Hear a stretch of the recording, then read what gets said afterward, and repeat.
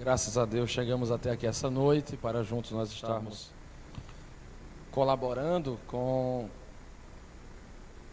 a edificação desta igreja mais uma vez.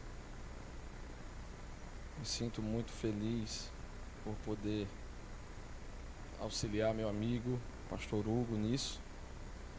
Ele entrou em contato comigo hoje, falando da impossibilidade e perguntando se eu poderia vir e trazer uma palavra. E aqui nós estamos felizes por isso, por essa confiança, pela amizade do pastor Hugo. Eu acho que ele está assistindo de casa, né? E eu louvo a Deus por isso. Essa é uma igreja que está no meu coração. Nós temos nutrido essa irmandade e eu acho muito interessante, porque convivendo com o pastor Hugo, com o pastor Francisco, nós sempre temos muito respeito, né, de um para com os outros, em relação às denominações, né, que são diferentes, mas sempre há um respeito muito grande e isso cativa cada dia mais os nossos corações. Costumo até dizer que em todo esse tempo de convívio e amizade, eu nunca cheguei nem a ouvir um convite.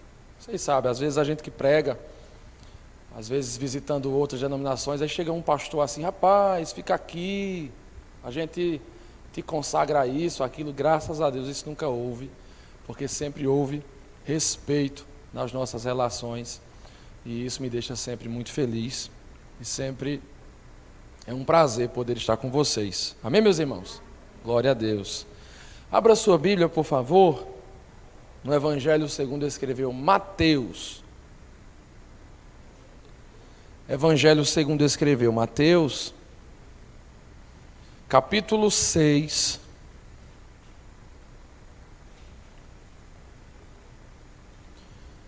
Nós vamos ler a partir do versículo 25. Mateus capítulo 6, a partir do versículo 25. Ou melhor, vamos fazer assim, vamos ler o 25 e o 34, tá? Aí você mantém o texto aberto, porque nós vamos estar constantemente recorrendo a esta escritura e a outras presentes também em outros livros da Bíblia. Diz assim, Mateus capítulo 6, versículo 25 e 34.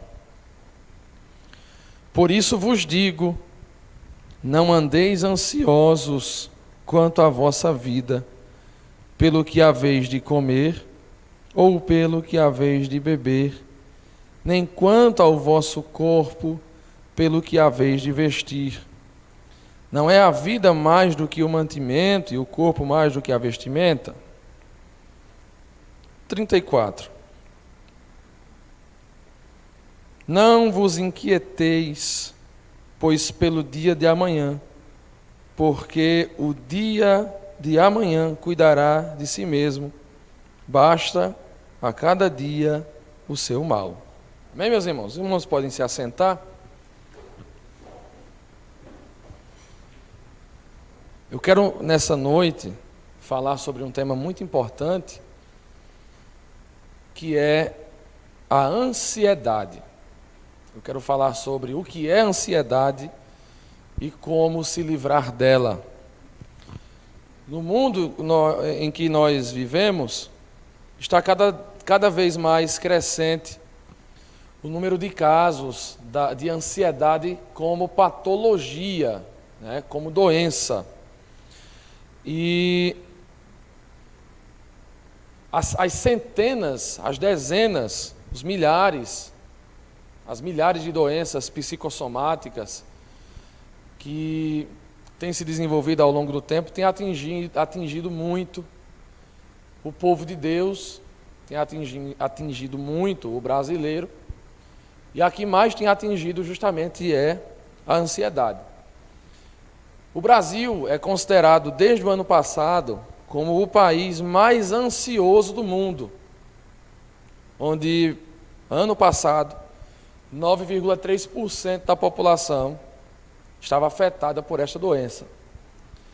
E estima-se que esse ano, essa estimativa, ela subiu, cresceu para cerca de 11,7% a 12%.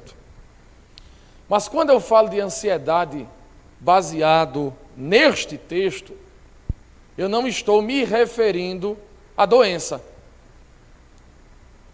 Existe um outro tipo de ansiedade que é pecaminoso e que não são com remédios que nós devemos tratar. Olhe para cá, por favor. Isso aqui é o quê? Um prato. Eu posso comer aqui? Mas é um prato. É o mesmo nome de um objeto que nós usamos para comer, sim ou não? Prato. Então, o fato disso aqui não ser um prato não quer dizer que eu vá comer aqui. Então, do mesmo modo, quando nós estamos nos referindo esta noite à ansiedade, existem dois tipos. Existe a ansiedade doença, esta precisa ser tratada com oração, sim, com cuidados pastorais, sim, mas também com médico, com tratamento. Né? Temos aqui uma psicóloga, isso. Tratamento psicológico ou mesmo psiquiátrico, tá?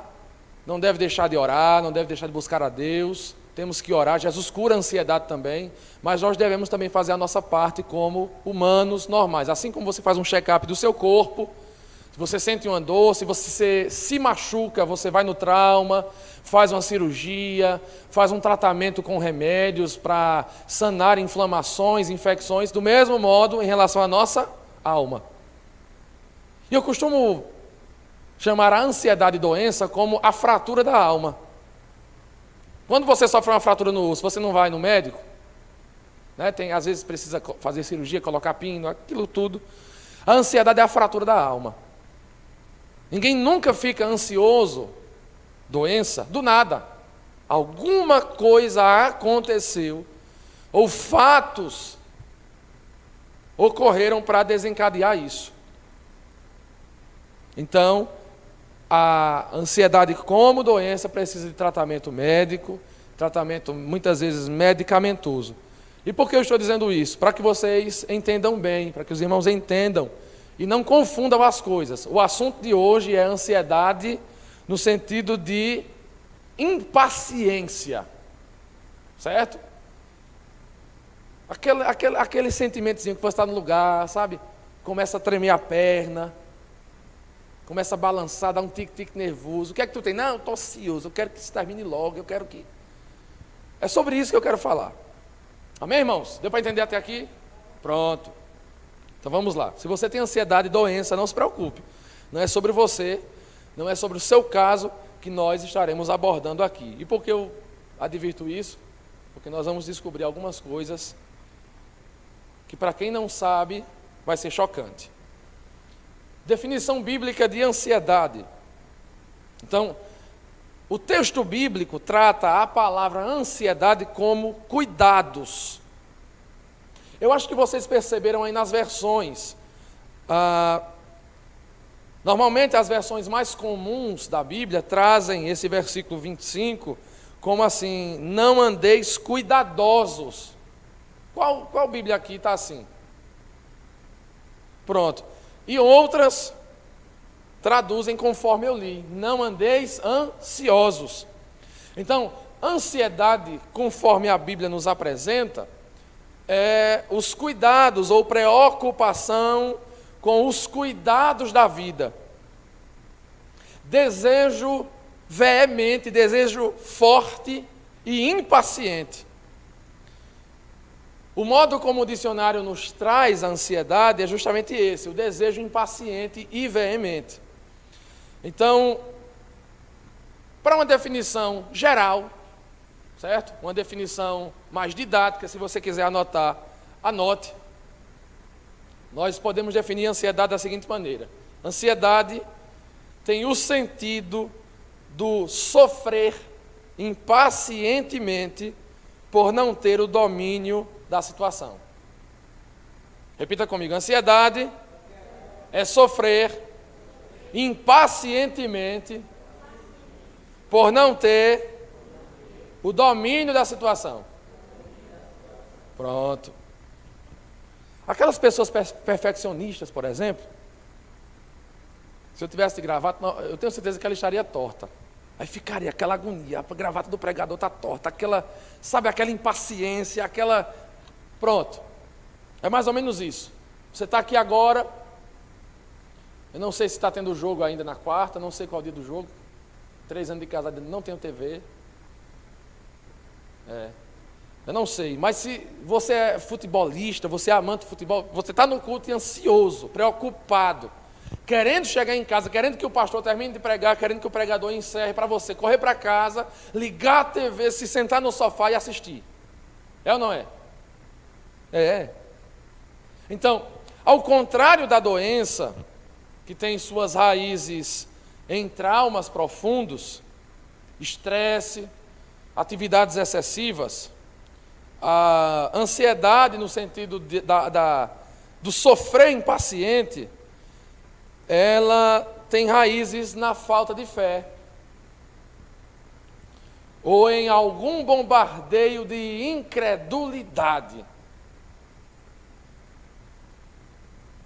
Repita comigo: ansiedade é falta de fé.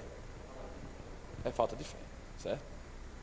Essa ansiedade, não a doença, repito, mas a ansiedade no sentido desse sofrer impaciente, é falta de confiança em Deus.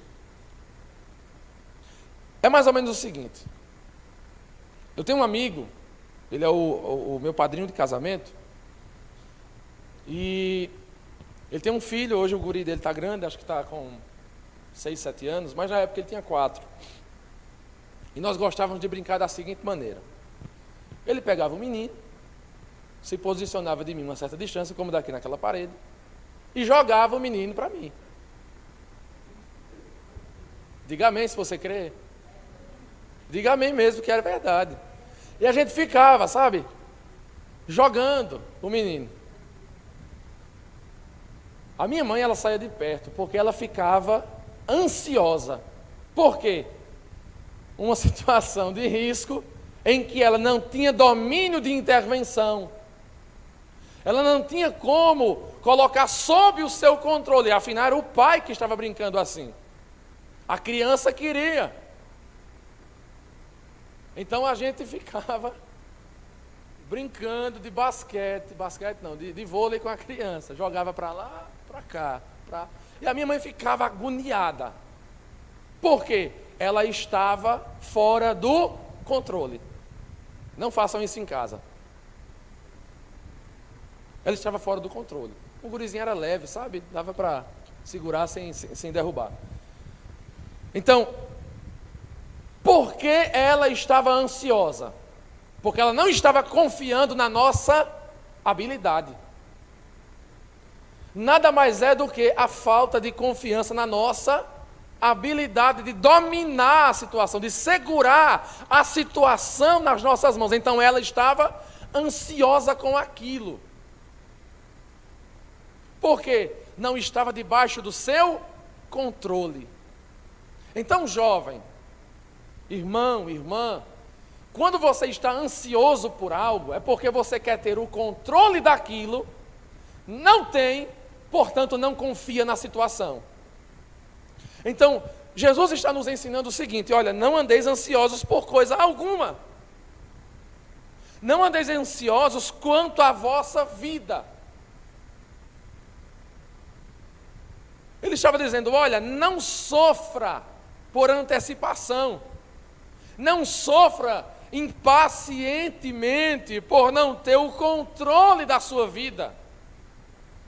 Meus irmãos, quando nós decidimos crer em Jesus, nós estamos entregando ao Senhor os cuidados da nossa vida. Então, se nós entregamos ao Senhor os cuidados da nossa vida, nós devemos confiar. O maior exemplo de confiança é o de Pedro. Quando diante de Jesus aparece caminhando em cima do mar no meio da tempestade, lá vem Jesus andando por cima das águas, E Jesus convida Pedro a pisar fora. É o maior exemplo prático de confiança. Foi quando Pedro colocou o pé para fora da água. Ele estava confiante de que o Senhor cuidaria dele. Então, meus irmãos, biblicamente, a ansiedade é esse sofrimento impaciente por não ter o controle da situação, e tem raízes na falta de fé ou em bombardeios de incredulidade. Quando diante da situação, a incredulidade começa, bater na sua porta. Existem algumas mentes espertas de fato, não é no sentido pejorativo, como a gente diz aqui no Brasil, de malandragem, não é nesse, mas mentes espertas mesmo. Quando vê o texto e começa a fazer conexões com aquilo que foi pregado, talvez você, na sua leitura bíblica, você encontre Lucas 22:15. E algumas versões esse texto diz assim, na atualizada, na nova tradução na linguagem de hoje, na Almeida século 21, na NVI, nas maiorias das traduções mais modernas, com a linguagem mais moderna, o texto vai dizer assim: e disse-lhe Jesus, tenho desejado ansiosamente comer convosco. Aí alguém vai dizer, e aí, irmão? Jesus ficou ansioso. E aí? Jesus estava errado? Quer dizer que Jesus não estava confiando em Deus? Não quer dizer isso. Quer dizer que a palavra está mal traduzida.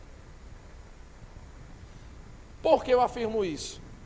Tendo contato com o texto grego da Bíblia, eu percebi que a palavra desejar e ansiosamente são palavras parecidas. É como se no grego Jesus se expressasse assim. Você, se quiser rir, pode rir, mas entenda. É como se Jesus dissesse assim: eu desejo desejosamente, no grego. Porque as palavras são iguais. Então, como não existe essa expressão no português, desejar desejosamente, então algumas traduções colocaram ansiosamente. Só que a palavra ansiedade não está presente no texto grego aqui. Certo? A palavra ansiedade, ou melhor, a palavra desejo, normalmente é traduzida como cobiça, 1 Tessalonicenses capítulo 2, 17, ou melhor, desejo, 1 Tessalonicenses 2, 17, cobiça em Tiago 1 e 15, paixões em 2 Pedro 1 e 4, e concupiscência em 1 João 2, 16 e 17. Então a palavra desejo, em nenhum lugar onde ela ocorre é traduzido como ansiedade, mas como desejo mesmo, anelo, vontade de, ou de outra maneira, uma vontade intensa para algo. É como, por exemplo, é traduzido em 1 João 2, 16 e 17, a concupiscência da carne, o desejo intenso da carne, certo? Então, quando Jesus diz, tenho desejado, ele está dizendo, eu tenho desejado muito, tenho desejado ardentemente estar convosco. Então, não se encaixa em Jesus ansiedade, conforme ele mesmo denuncia em Mateus capítulo 6, versículo 25. Outra coisa, nós não podemos confundir ansiedade com expectativa. São duas coisas diferentes. Certo? Expectativa é aquela esperança ativa dentro do seu coração. Aquela esperança e aquele desejo intenso de viver algo. É quando, por exemplo, você está nutrindo boas esperanças a respeito de 2022. Você não está ansioso para chegar lá. Você está com expectativa, desejoso de contemplar o que Deus vai fazer em 2022. Então são duas coisas distintas, diferentes. Então é até bom para nós nos policiarmos no uso das expressões, certo? Quando você está com expectativa, não diga que está ansioso, diga, não, eu estou com expectativa muito grande. Eu estou tão ansioso para chegar aquele. Será que é ansiedade mesmo? Ou é só expectativa? A gente precisa discernir, certo? Discernir bem as coisas. Então, segundo ponto, nesse primeiro ponto nós vimos a definição de ansiedade, nós vimos a definição bíblica da palavra, a definição no português, e agora eu quero falar da ansiedade como um pecado. Isso, ansiedade, por isso que eu fiz questão de diferenciar bastante na introdução. A ansiedade doença, da ansiedade sofrimento por falta de controle da situação. Porque ansiedade é pecado. Por que é pecado? Vamos ver. Agora eu quero ler com você o versículo 25 ao 33. Por isso que na leitura eu não li, para não ler duas vezes, tá? Vamos lá, Mateus 6, do 25 ao 30, melhor. Por isso vos digo, não andeis ansiosos pela vossa vida, quanto ao que haveis de comer ou beber, nem pelo vosso corpo, quanto ao que haveis de vestir. Não é a vida maior do que o alimento, e o corpo mais do que as vestes? Veja bem o que Jesus está nos ensinando. Pausa aí. Jesus está dizendo, não ande ansioso por nada, nem pelo que haveis de comer, nem pelo que haveis de beber, nem pelo vosso corpo, quanto ao que haveis de vestir. Aí ele compara, não é a vida mais do que o alimento, não é o corpo mais do que a vestimenta. Ele começa a fazer comparações do maior para o menor. Ele coloca vida, alimento, corpo, vestimenta. Aí ele diz, olha, observe as aves do céu, não semeiam, não colhem, nem ajuntam em celeiros, contudo, vosso Pai Celeste as sustenta. Alguém aqui já viu um passarinho que morreu de fome? Livre. Tá?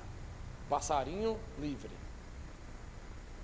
Criação de pássaro em gaiola, isso é corromper a ordem natural. Certo? Você está aprendendo aquilo que Cristo criou livre.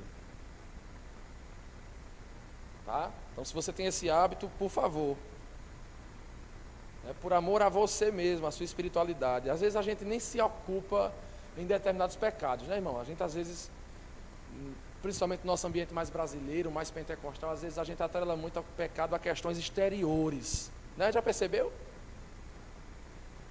Se a irmã usa um brinco, se não usa, se a irmã corta o cabelo, se não usa, se pinta, se veste isso ou aquilo, mas a gente não vê pecado onde de fato tem pecado. Quantas pessoas no nosso meio cristão, pessoas que vão ter acesso a essa mensagem pelo YouTube, e que nutrem, celebram a ansiedade, e não sabem que estão pecando. E eu vou explicar daqui a pouco porque é pecado. O texto continua. As aves do céu, porventura, o Pai Celeste sustenta as aves do céu. Aí ele diz, porventura vós não valeis muito mais do que as aves? Você tem valor, querido, sabia? Às vezes, eu sempre tenho dito isso, na conferência missionária eu falei muito isso aqui. Nós importamos teologias que não são nossas e trazemos para o nosso meio. Isso é muito comum, tá? Aí a gente diz assim, Senhor, eu não vale nada. Eu sou um lixo, Senhor.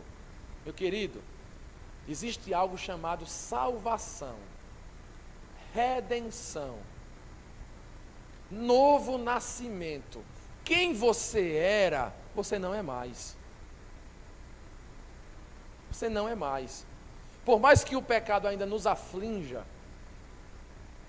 mas é diferente quando um menino bagunceiro de rua bagunça na porta da sua casa, você vai tratá-lo de uma maneira. Mas se você adotar esse menino e passar a criá-lo dentro de casa, tratá-lo como filho, e ele fizer a mesma coisa que fazia antes, o tratamento vai ser diferente, sim ou não? porque você o adotou como filho. Então, quando você estava lá fora, distante da família de Deus, você era uma coisa.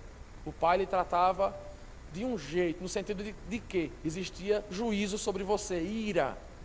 Os seus pecados estavam sobre você, mas agora, dentro de casa, nós somos tratados como filhos. Mesmo quando você erra, mesmo quando você peca, mesmo quando você desobedece a Deus, mas mesmo assim é tratado como filho de Deus. Então, não vamos visualizar as coisas da mesma maneira, porque existe uma mudança. Nós somos uma nova criação por Deus agora. Você tem valor sim, o texto está dizendo, não sou eu. Não é aquela música antiga, muito bonita de Armando Filho que está dizendo, não, é a Bíblia. Vocês têm mais valor do que muitos passarinhos. Sabe o que Deus está dizendo? Que os homens, nós, temos mais valor do que os demais componentes da criação. Amém? Então, continuemos. Qual de vós, por ansioso que esteja, consegue acrescentar um côvado ao curso da sua vida? O que é um côvado? Olhe para cá. Côvado era uma medida de distância e de comprimento. E é equivalente ao tamanho do seu braço, do cotovelo até a ponta do dedo. Então, existe uma média de um côvado para 45 centímetros, exceto em Ezequiel. Em Ezequiel, pelo fato de ele estar cativo em Babilônia, entre os babilônios o côvado era medido como sendo 50 centímetros. Mas no normal eram 45. O que é que Jesus está dizendo? Nós temos o curso da nossa vida, né? Aquilo que os homens chamam de destino. Nós temos... Jesus está dizendo, olha, vocês, por si mesmos, não conseguem acrescentar a distância de um côvado. Eu só consigo andar aqui na plataforma um côvado, porque o Senhor está me sustentando. Eu consigo regressar um côvado, porque o Senhor está me sustentando.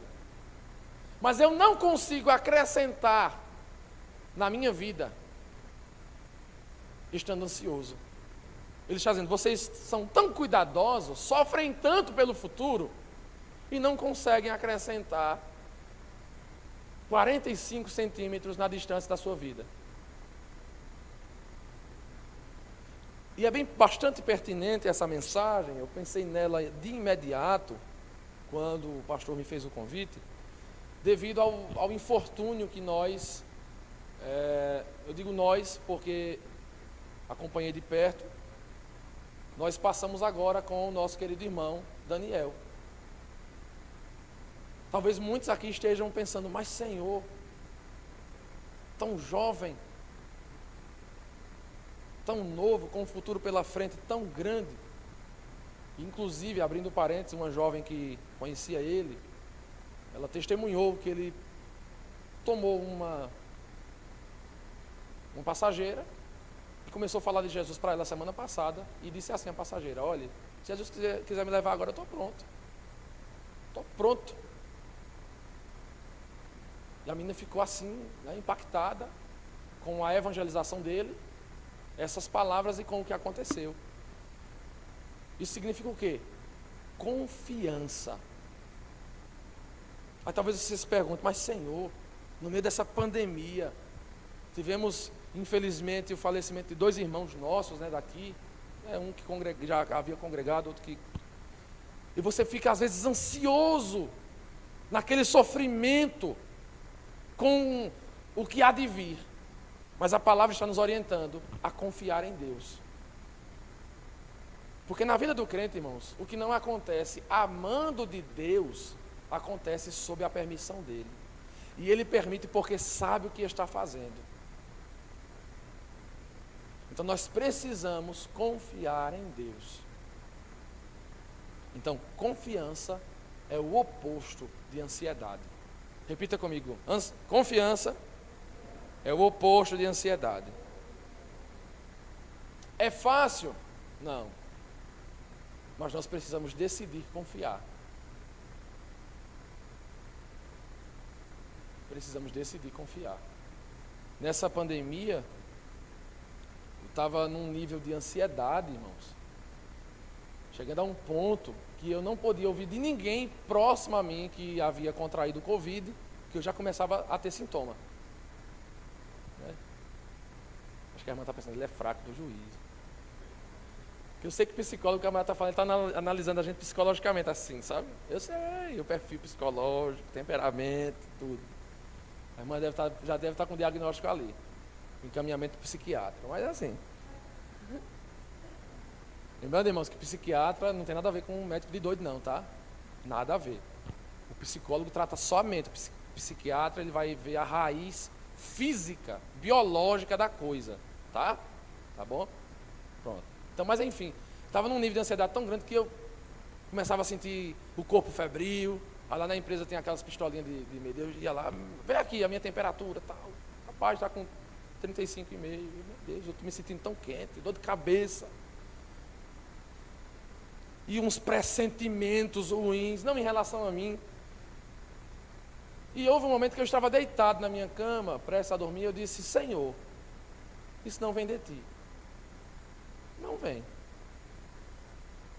Porque o que vem de Ti nos faz confiar. E esses pressentimentos estão me deixando, ao contrário disso, incrédulos, desconfiados.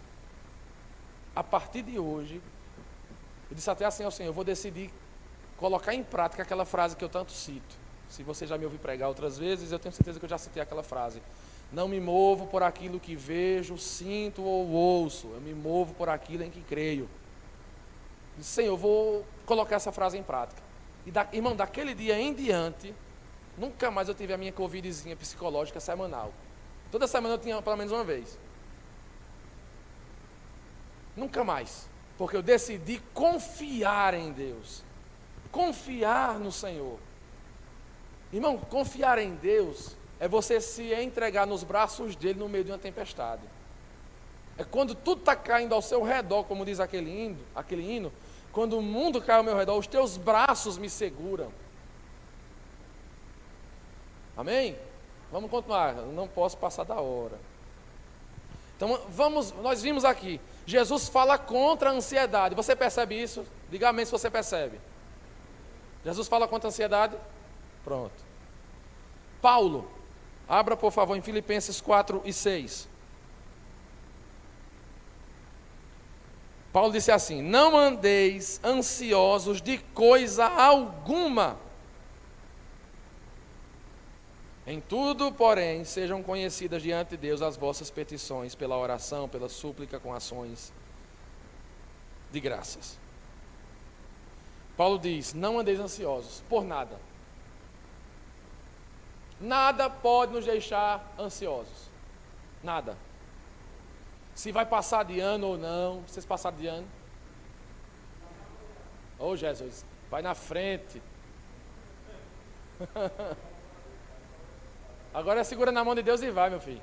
Já era. Nem ore mais para...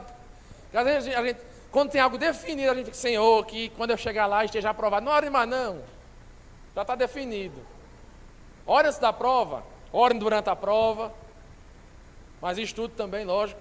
Depois que fez, é só descansar. Então, não ande ansioso por nada. Pedro disse, olha só, 1 Pedro 5:7. Agora, sabe o que eu acho interessante na carta de Pedro?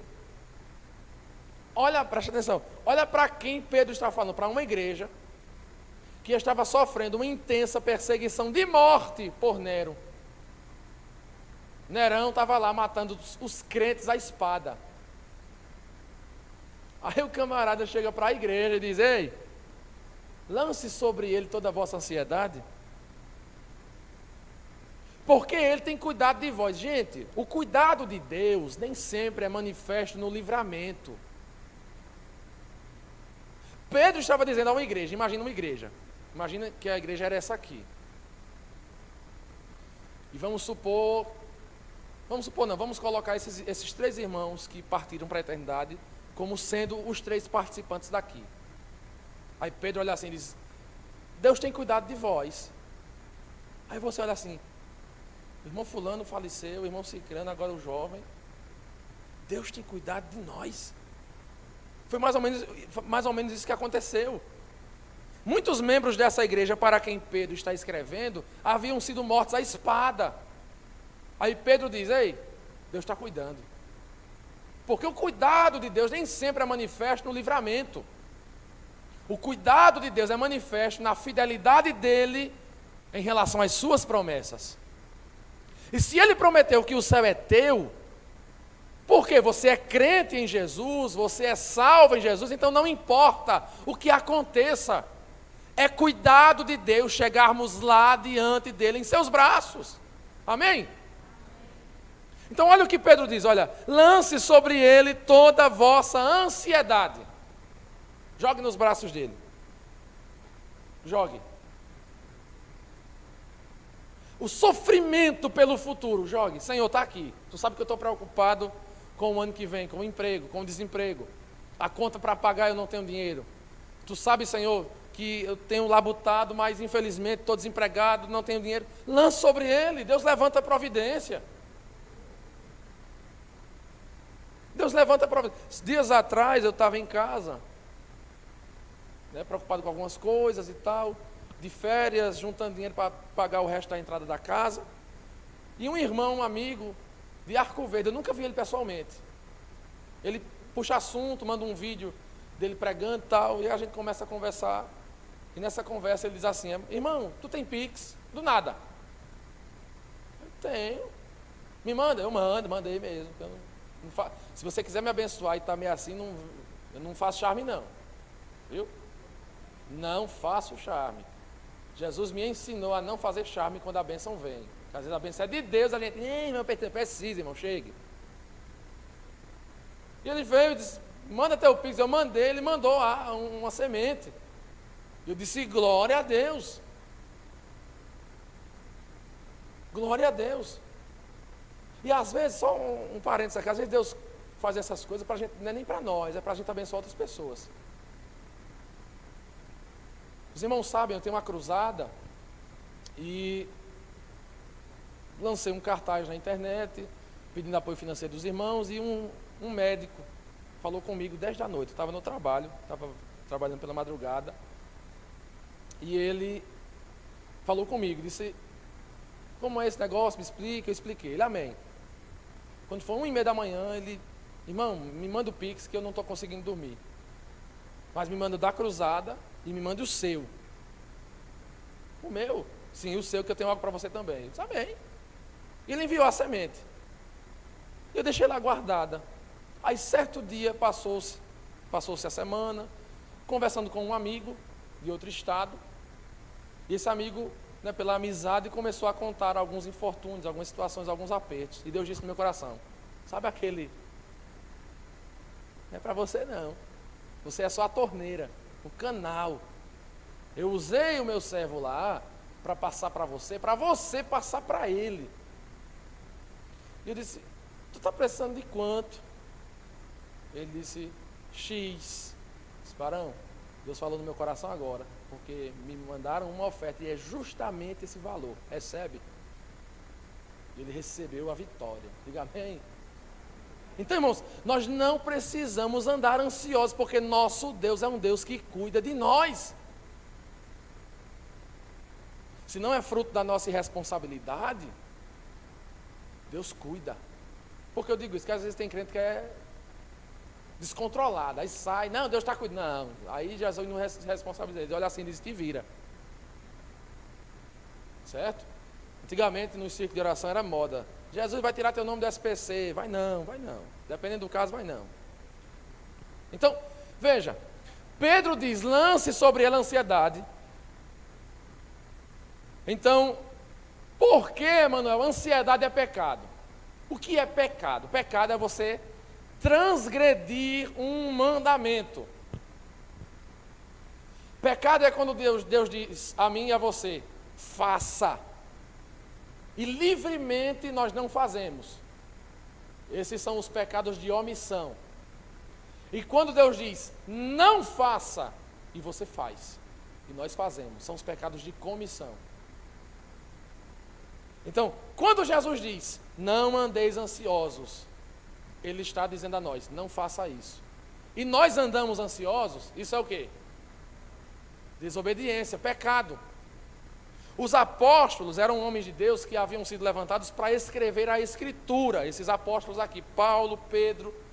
Então, um mandamento apostólico desobedecido, como eles são representantes de Deus, como os profetas do Antigo Testamento, também era pecado.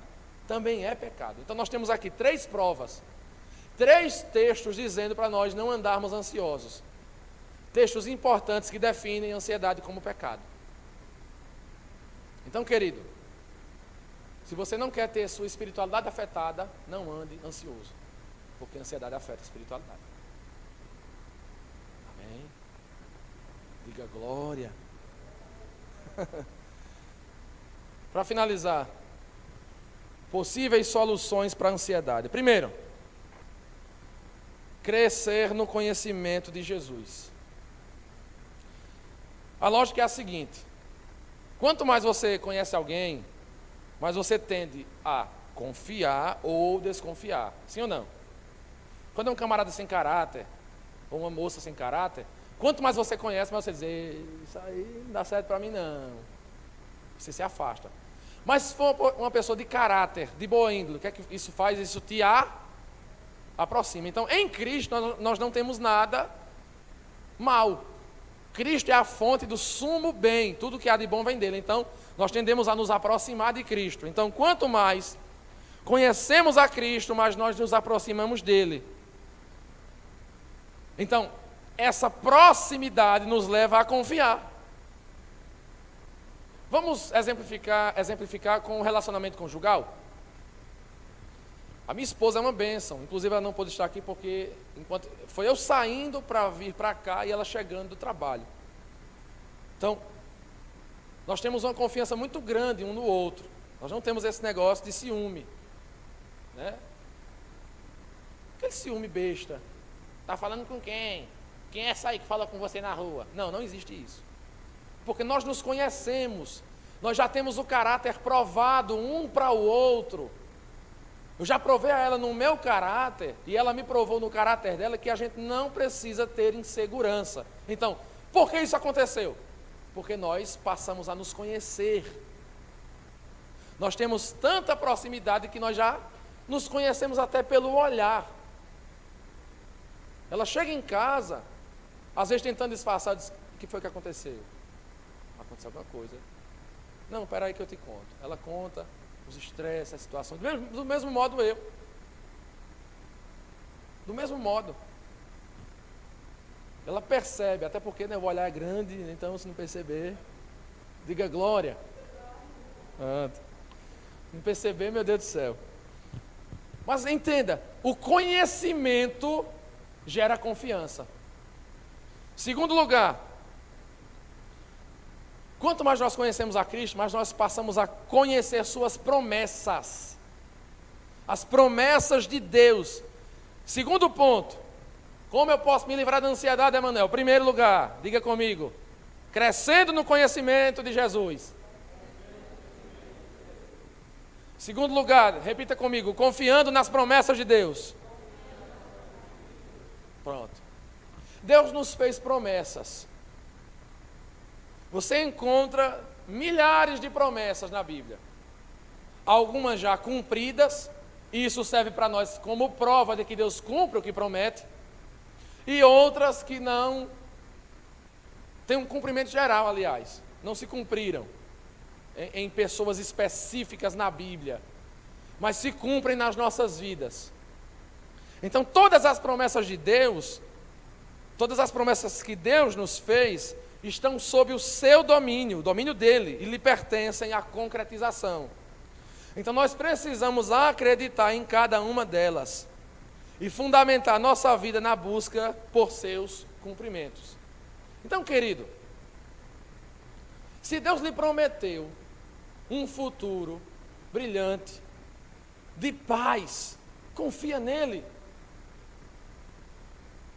Se Deus prometeu na Escritura que há felicidade em meio ao caos, confie nessa promessa. A Bíblia diz que o reino de Deus não é comida nem bebida, mas é justiça, paz e alegria. Confie.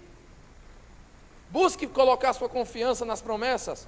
E em terceiro lugar, repita comigo, descansar em Deus. E aqui eu quero concluir com o Salmo 23. Abra aí só para você acompanhar, eu não vou ler, mas abra. Imagine a cena. O irmão de azul, me ajude aqui, só para ver se eu não estou saindo da linha aqui da... Imagine a cena. Salmo 23. O Senhor é meu pastor, nada me faltará. Davi está usando a linguagem rural para tratar da sua confiança em Deus. Então imagine, um vale. O que é o vale? O vale é a parte de baixo do monte. Olhe para cá, nós temos um monte. Então essa parte de baixo, no pé do monte, é o vale. Em Lucas capítulo 1, nos mostra que em Belém existiam partes montanhosas. Então possivelmente Davi está falando dessa parte. Então ele está dizendo, olha, no vale a ovelha encontra água tranquila, encontra pasto para se alimentar, encontra refrigério. Mas esse vale é um vale de sombra e morte. Por quê? O monte. O sol vai se pôr. Então, à medida que o sol se põe, a sombra do vale se projeta, a sombra do monte se projeta no vale. E esse era o momento em que os predadores gostavam, aproveitando a escuridão, gostavam de se infiltrar no meio das ovelhas. Aí o salmista está dizendo, olha, no vale tem água tranquila, tem comida, tem refrigério. No vale também tem ameaça, mas eu confio, porque o meu pastor está comigo. Esse é o ensino do Salmo 23. É tanto que o texto diz, a tua vara e o teu cajado me consolam. Por quê? Porque a vara, aquele instrumento, aliás, reto, né? Um pedaço de madeira, mais ou menos 1,80 m, 2 metros de altura, e o cajado, que era aquele com uma envergadura na ponta, em relação à ovelha tinha uma função, era bater mesmo, era resgatar a ovelha, puxando, era dando uma pancada, mas em relação aos predadores tinha outra função. A vara e o cajado servia para matar o predador. No momento que uma ovelha berrava, ou ele via um lobo atacando, o que era que ele fazia? Com o cajado, enroscava no pescoço do lobo, puxava para perto e com o cajado ele marretava e matava. Por isso que a vara e o cajado consola, porque é proteção. O que é que o salmista está dizendo? No meu pastor eu tenho segurança e confio nele. É um vale de sombra, é um vale de incertezas, é um vale de morte, mas o meu pastor está comigo, portanto descanso, me alegro, confio. Então, meus irmãos, concluindo, devemos descansar em Deus. Então Deus deseja nos tirar das turbulências das nossas emoções e nos levar para águas tranquilas de descanso e saciedade. Então somente o Senhor pode lavar o nosso coração de toda ansiedade, porque Ele é a fonte de segurança para o nosso ser. Amém? Eu vou mandar para o pastor Hugo o esboço da mensagem, ele passa para os irmãos que quiserem, né, anotar as referências e recordar os textos usados. Fique de pé, por favor, eu quero fazer uma oração. Todos entenderam? Vão buscar a libertação da ansiedade? Pronto, agora sim. Oremos. Vamos apresentar as nossas vidas, os nossos corações. Se você entrou aqui ansioso, certo? E se porventura, né, aproveitando, alguém aqui sofre da patologia ansiedade, que não é pecado, nós vamos orar por você também, tá? Feche seus olhos. Senhor, nós te apresentamos o teu povo, nós nos apresentamos diante de ti e rogamos, ó Deus, a tua bênção sobre as nossas emoções, sobre as nossas vidas, rogamos a tua bênção sobre os nossos corações.